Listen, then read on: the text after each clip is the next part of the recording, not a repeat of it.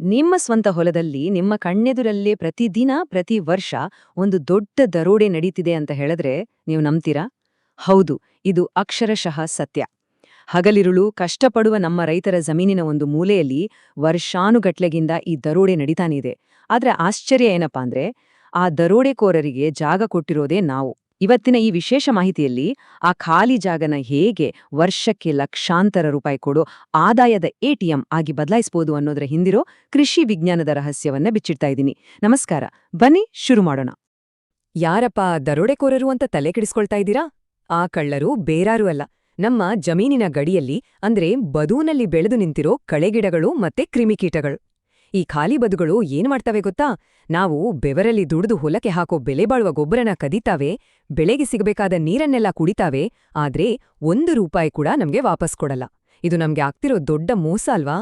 1 ಎಕರೆ ಜಮೀನಿನ ಲೆಕ್ಕಾಚಾರನ ಸ್ವಲ್ಪ ಸೂಕ್ಷ್ಮವಾಗಿ ನೋಡೋಣ ಬನ್ನಿ.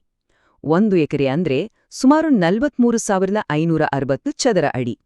ಅದರಲ್ಲಿ 4 ಕಡೆ ಇರೋ ಬದು ಎಷ್ಟು ಜಾಗ ತಗೊಳುತ್ತೆ ಅಂತ ಅಂದಾಜಿದ್ಯಾ?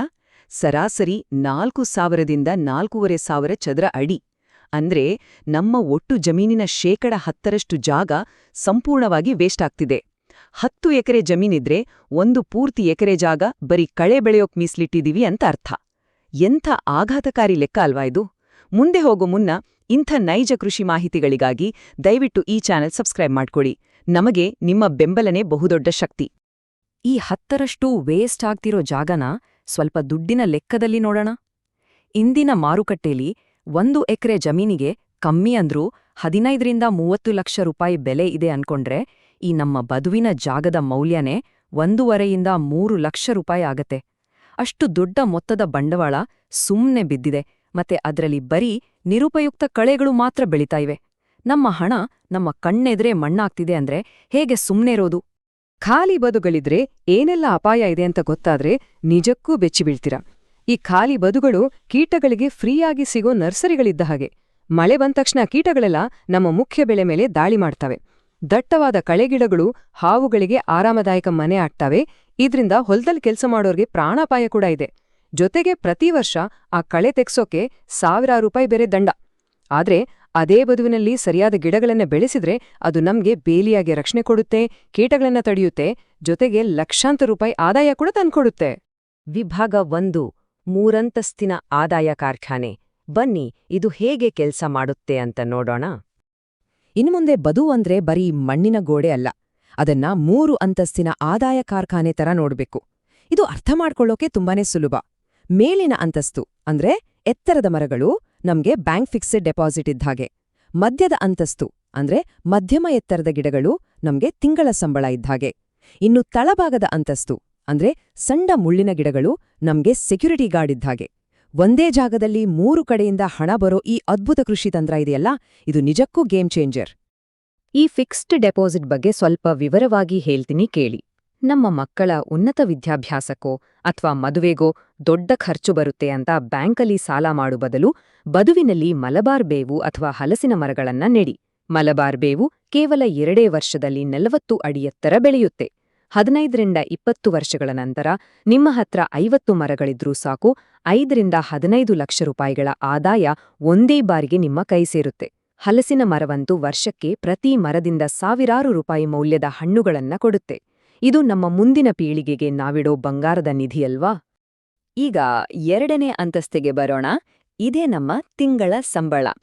ದಿನನಿತ್ಯದ ಕೃಷಿ ಖರ್ಚುಗಳು, ಡೀಸೆಲ್ ಬಿಲ್ ಅಥವಾ ಕೂಲಿಯವರ ಹಣಕ್ಕಾಗಿ ಬೇರೆಯವರ ಮುಂದೆ ಕೈಯೊಡ್ಡುವ ಬದಲು ಬದುವಿನ ಮಧ್ಯಮ ಎತ್ತರದ ಜಾಗದಲ್ಲಿ ನುಗ್ಗೆ, ಪಪ್ಪಾಯಿ ಅಥವಾ ಸೀತಾಫಲ ಬೆರಿಬಹುದು.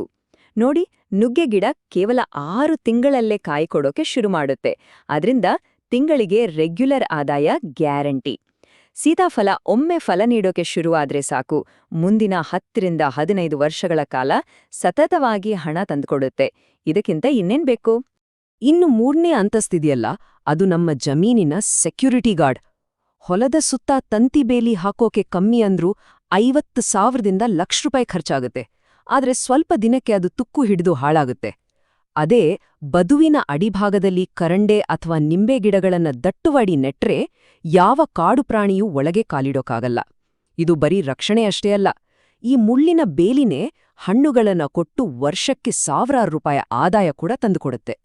ಇದೆಲ್ಲ ಕೇಳಿದ್ರೆ ಇದು ಬರೀ ದುಡ್ಡಿನ ವಿಚಾರ ಅನ್ಸ್ಬಹುದು, ಆದ್ರೆ ಇದರ ಹಿಂದೆ ಒಂದು ಪ್ರಬಲವಾದ ಕೃಷಿ ವಿಜ್ಞಾನ ಅಡಗಿದೆ. ಈ ದಟ್ಟವಾದ ಗಿಡಗಳು ವಿಂಡ್ ಬ್ರೇಕ್ ಮತ್ತೆ ಬಫರ್ ಝೋನ್ ಆಗಿ ಕೆಲಸ ಮಾಡ್ತವೆ.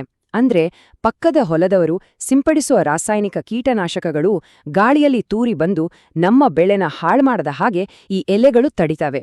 ಜೊತೆಗೆ ಭಾರೀ ಮಳೆ ಬಂದಾಗ ನಮ್ಮ ಹೊಲದ ಫಲವತ್ತಾದ ಮಣ್ಣು ಕೊಚ್ಚಿ ಹೋಗದ ಹಾಗೆ ಈ ಗಿಡಗಳ ಬೇರುಗಳು ಮಣ್ಣನ್ನ ಗಟ್ಟಿಯಾಗಿ ಹಿಡಿದಿಟ್ಕೊಳ್ತವೆ. ಇದೊಂದು ಪ್ರಬಲವಾದ ನ್ಯಾಚುರಲ್ ರಕ್ಷಣಾ ಕವಚ. ವಿಭಾಗ 2 ದಿ ಗೋಲ್ಡನ್ ರೂಲ್, ನೆರಳಿನ ನಿರ್ವಹಣೆ. ಇಲ್ಲಿ ಸ್ವಲ್ಪ ಗಮನವಿಟ್ಟು ಕೇಳಿ. ಇಷ್ಟೆಲ್ಲ ಲಾಭಗಳಿದ್ರೂ ಇಲ್ಲೊಂದು ದೊಡ್ಡ ಸೈಂಟಿಫಿಕ್ ರೂಲ್ ಇದೆ. ಇದನ್ನ ಪಾಲಿಸ್ತಿದ್ರೆ ಈ ಗಿಡಗಳೇ ನಮ್ಮ ಮುಖ್ಯ ಬೆಳೆಯ ಬಹುದೊಡ್ಡ ಶತ್ರುಗಳಾಗ್ಬಿಡ್ತವೆ. ಸೂರ್ಯ ಯಾವಾಗ್ಲೂ ಪೂರ್ವದಿಂದ ಪಶ್ಚಿಮಕ್ಕೆ ಚಲಿಸ್ತಾನೆ ಅಲ್ವಾ? ಹಾಗಾಗಿ ದಕ್ಷಿಣ ದಿಕ್ಕಿನಲ್ಲಿ ನೀವು ಎತ್ತರದ ಮರಗಳನ್ನ ನೆಟ್ರೆ ಅದರ ಬಹುದೊಡ್ಡ ನೆರಳು ನೇರವಾಗಿ ಜಮೀನಿನ ಒಳಗೆ ಬೀಳುತ್ತೆ.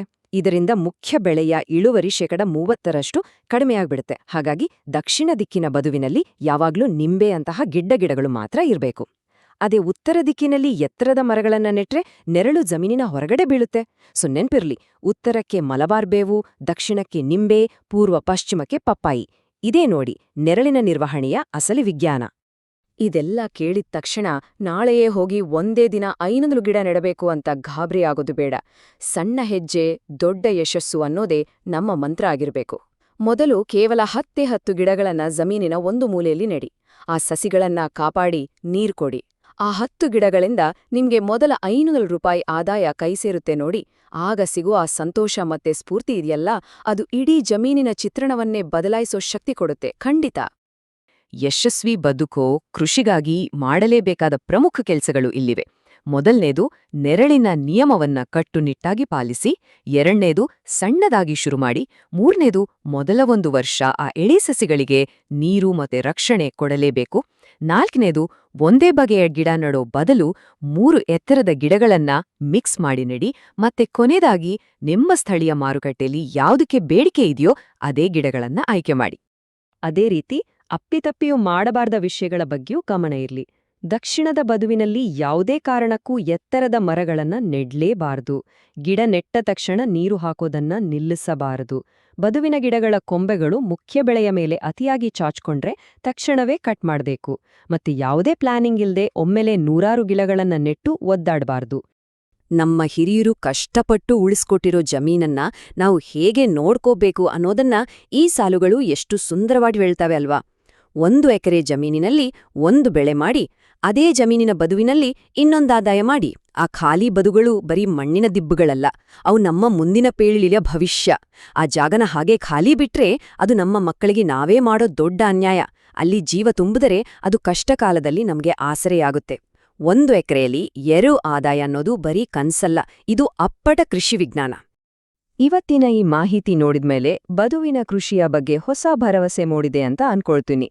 ಹಾಗಾದ್ರೆ ನಾಳೆಯೇ 10 ಗಿಡಗಳನ್ನಾದ್ರೂ ನೆಡೋಕೆ ಶುರು ಮಾಡ್ತೀರಾ ತಾನೇ? ಅಥವಾ ನೀವಾಗ್ಲೇ ಈ ಪ್ರಯೋಗ ಮಾಡಿ ಯಶಸ್ಸು ಕಂಡಿದ್ದೀರಾ? ದಯವಿಟ್ಟು ಕಮೆಂಟ್ ಮಾಡಿ.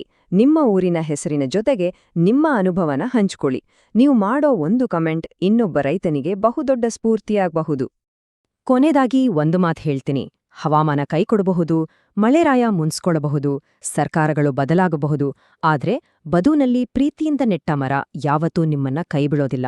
ಪ್ರತಿ ಬೆಳಗಿನ ಸೂರ್ಯನ ಕಿರಣಗಳೊಂದಿಗೆ ಅದು ಹೊಸ ಜೀವ ಪಡೆಯುತ್ತೆ, ನಿಮ್ಗೆ ಆಶ್ರಯಾಗುತ್ತೆ. ಇಂತಹ ಅದ್ಭುತ ಕೃಷಿ ಮಾಹಿತಿಗಳಿಗಾಗಿ ದಯವಿಟ್ಟು ಈ ಚಾನೆಲ್ ಸಬ್ಸ್ಕ್ರೈಬ್ ಮಾಡ್ಕೊಳ್ಳಿ. ಈ ಉಪಯುಕ್ತ ಮಾಹಿತಿಯನ್ನ ಪ್ರತಿಯೊಬ್ಬ ರೈತರಿಗೂ ತಲುಪಿಸೋಣ. ನಮ್ಮ ಪ್ರತಿಯೊಂದು ಖಾಲಿ ಬದು ಹಸಿರಾಗ್ಲಿ, ಆದಾಯದ ಮೂಲವಾಗ್ಲಿ.